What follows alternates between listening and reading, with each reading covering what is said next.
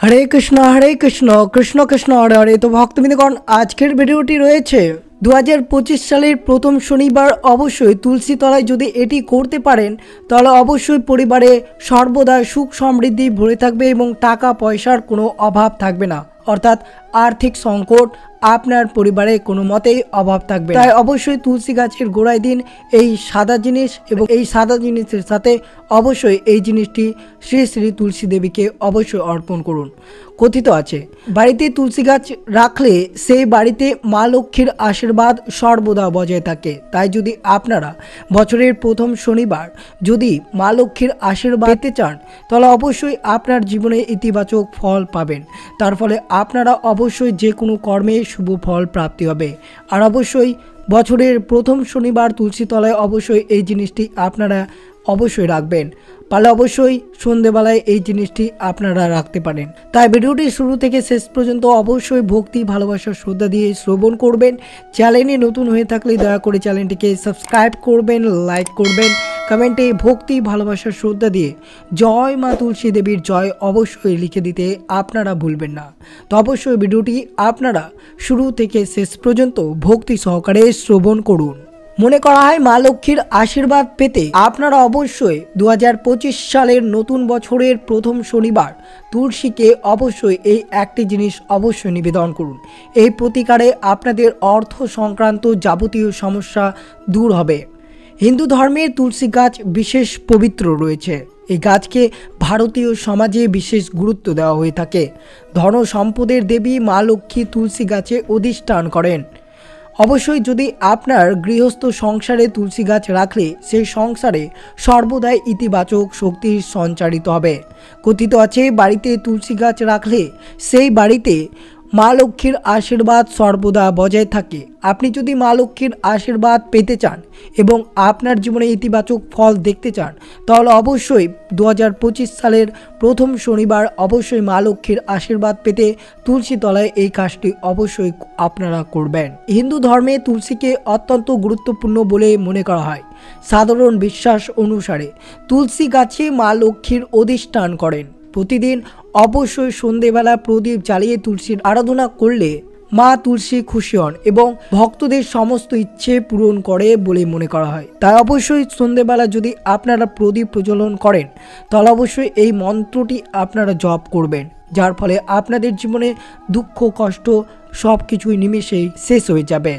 विश्वास करा हय बृहस्पतिवार शुक्रवार एवं शनिवार तुलसीके काचा दूध निवेदन करले मा लक्ष्मीर विशेष आशीर्वाद पाওয়া যায় এবং পরিবারের সকল প্রকার দুঃখ কষ্ট আর্থিক সংকট দূর হয়। এই প্রতিকার করলে ঘরের দরিদ্রতা দূর হয়। আপনি যদি মা তুলসীর আশীর্বাদ পেতে চান তাহলে অবশ্যই সপ্তাহে রবিবার বাদ দিয়ে প্রতিদিন তুলসী গাছে জল নিবেদন করুন। সন্ধ্যায় ঘিয়ের প্রদীপ জ্বালান, এতে মা তুলসী শীঘ্রই প্রসন্ন হবেন এবং সেই সংসারে অর্থ শস্যের অভাব হবে না। শুধু তাই নয়, রবিবার ও একাদশীতে শুধুমাত্র তুলসী গাছে জল দেওয়া উচিত নয়, তুলসী পাতা ছেঁড়া উচিত নয়। এই দিনটি আপনারা অবশ্যই মনে রাখবেন। অবশ্যই প্রত্যেক দিন যদি তুলসী তলায় এই মন্ত্রটি জপ করে যদি প্রদীপ দিতে পারেন তাহলে অবশ্যই আপনার সকল মনস্কামনা পূর্ণ হবে। অবশ্যই ধূপ ও প্রদীপ নিয়ে তুলসী তলায় যাবেন এবং যখন তুলসী মহারানীকে প্রদীপ দিয়ে আরতি করবেন তখন অবশ্যই এই মন্ত্রটি আপনারা 3 বার বলবেন। তুলসী তলায় সন্ধ্যা দেওয়ার নিয়ম, প্রথমে প্রদীপ নিয়ে তুলসী গাছের মূলে 4 বার, তুলসী গাছের চারদিকে 7 বার ঘুরিয়ে প্রদীপ দিয়ে আরতি করবেন।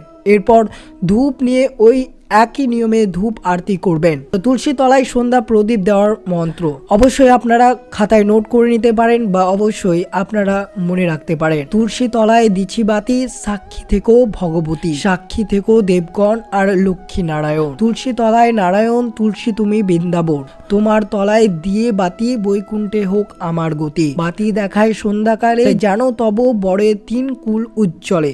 মিনতি করি আমি দিয়ে গলে বাস, অন্তিমে দেহ স্থান ওহে শ্রীনিবাস। অবশ্যই এই মন্ত্রটি আপনারা বড় হতে পারে কিন্তু অবশ্যই এই মন্ত্রটি আপনারা খাতায় নোট করে প্রত্যেক দিন তুলসী তলায় প্রদীপ দেওয়ার সময় এই মন্ত্রটি আপনাদেরকে 3 বার পাঠ করতে হবে। এই ক্ষেত্রে আপনি যদি মন্ত্র না বলতে পারেন তাহলে হরে কৃষ্ণ মহামন্ত্র বলে সন্ধ্যা প্রদীপ দেখাতে পারেন। आरती करा हो गेले भक्ति भरे तुलसी देवी के প্রণাম করবেন। বাড়ির মন্দির বা তুলসী মঞ্চে সন্ধ্যা প্রদীপ দেখানো এবং পরিক্রমা করার পর পৃথিবী, গোমাতা, আকাশ, গ্রহ, নক্ষত্র উদ্দেশ্যে প্রদীপ দেখিয়ে প্রণাম করবেন। এরপর প্রত্যেক ঘরে রাখা ভগবানের ফটো বা চৌকাঠে সন্ধ্যা প্রদীপ দেখিয়ে প্রণাম করবেন।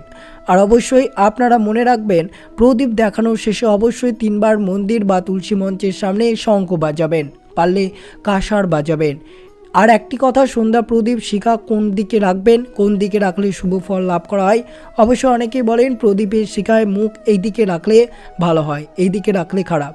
সব থেকে শুভ আপনার বাড়ির ঠাকুর ঘরে বা ঠাকুরের দিকে মুখ করে প্রদীপের শিখা রাখা উচিত, এতে সংসারে আপনার মঙ্গল হবে। তাই অবশ্যই আপনারা এইভাবে প্রত্যেক সন্ধ্যাবেলায় তুলসী তলায় সন্ধ্যা প্রদীপ অবশ্যই দেখাবেন। অবশ্যই 2025 সালের প্রথম শনিবার আপনারা অবশ্যই এই ক্রিয়াকলাপটি করবেন এবং দেখবেন আপনার সৌভাগ্য ফিরে আসতে বাধ্য হবে।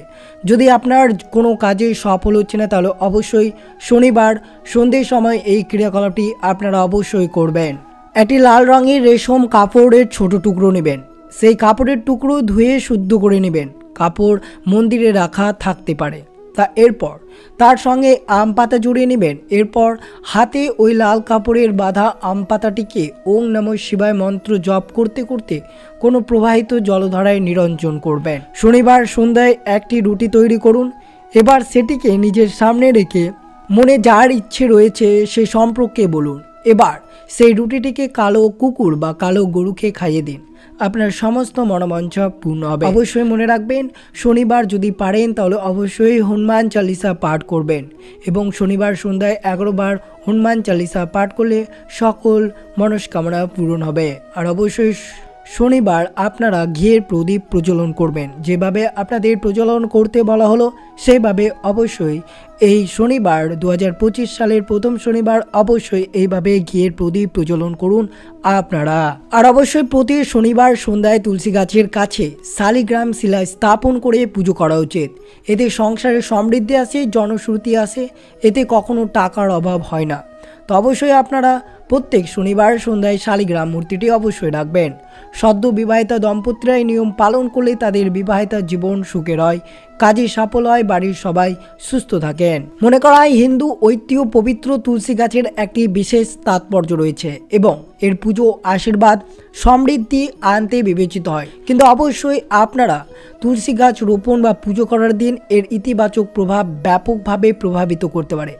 বাস্তু অনুসারে শুক্লপক্ষের সময় বুধবার ও বৃহস্পতিবার বাড়িতে তুলসী রোপণ অবশ্যই করতে পারেন। এই দিনগুলি তুলসী গাছ লাগানো এবং পুজো করার জন্য শুভ সময় মনে হয়। অন্যদিকে শনিবার তুলসী রোপণ করা অশুভ বলে মনে করা হয়। এর কারণ হলো শনি গ্রহ শনিবারের সাথে যুক্ত। তাই অবশ্যই আপনারা শনিবার তুলসী গাছ রোপণ করবেন না। এটি বিশ্বাস করা হয় যে এই দিনে তুলসী গাছ লাগালে নেতিবাচক শক্তি এবং বাধা আসতে পারে। বাড়িতে তুলসী গাছের পুজো করার জন্য প্রতিদিন জল, দুধ এবং মধু নিবেদন করা যেতে পারে। মন্ত্র জপ করুন তুলসী তলায় জল দেবার সময়। ওম নমঃ ভগবতে বাসুদেবায় নমঃ এই মন্ত্রটি আপনারা অবশ্যই 3 বার ভক্তি ভালোবাসা শ্রদ্ধা দিয়ে অবশ্যই পাঠ করবেন। আর অবশ্যই মনে রাখবেন, তুলসী গাছের তলায় শনিবার ভুল করে এই কয়েকটি জিনিস রাখবেন না। তুলসী গাছ একটি অত্যন্ত পবিত্র উদ্ভিদ। এমন অবস্থায় এই গাছের সামনে কোনো ধরনের ময়লা রাখা উচিত নয়। কথিত আছে তুলসীর চারপাশে ময়লা থাকলে ঘরে নেতিবাচক শক্তি ছড়াতে শুরু করে এবং পজিটিভ শক্তির ক্ষয় হয়। তাই অবশ্যই তুলসী গাছ উঠান হোক বা বারান্দায় থাকুক, যথাযথ আপনারা পরিচ্ছন্নতা রাখবেন। বিশ্বাস অনুযায়ী বাড়ির মূল দরজায় তুলসী গাছ রাখা উচিত নয়। এমনটা বিশ্বাস করা হয় যে তুলসী গাছের মূল দরজায় রাখলে দেবী লক্ষ্মী বিরক্তি হন। এর পাশাপাশি বাস্তু দোষের সম্ভাবনা বেড়ে যায়। তাই অবশ্যই আপনারা সতর্ক থাকবেন। বাস্তুমতে বাড়িতে বিজোড় সংখ্যায় তুলসী গাছ লাগানো শুভ বলেই মনে করা হয়। উদাহরণস্বরূপ তুলসী 1টি লাগাতে পারেন, 3টি বা 5টি দলে আপনারা রোপণ করতে পারেন। অবশ্যই মনে রাখবেন, শনিবার তুলসী গাছ আপনারা লাগাবেন না। আর অবশ্যই তুলসী গাছের পাতা যখন আপনারা রোপণ করবেন তো অবশ্যই আপনারা শুদ্ধ পোশাক পরিচ্ছন্ন করে অবশ্যই হাতে কোনো ধরনের ময়লা যাতে না থাকে এই দিকে আপনাদের মনে রাখতে হবে। তো এই ছিল ভিডিওটি ভালো লাগলো অবশ্যই চ্যানেলটিকে সাবস্ক্রাইব করবেন, লাইক করবেন, কমেন্টে ভক্তি ভালোবাসার শ্রদ্ধা দিয়ে জয় শ্রীকৃষ্ণ বা জয় শ্রীমতী তুলসী দেবীর জয় অবশ্যই লিখে দিতে ভুলবেন না। সুস্থ থাকবেন, সতর্ক থাকবেন। জয় শ্রীকৃষ্ণ, রাধে রাধে।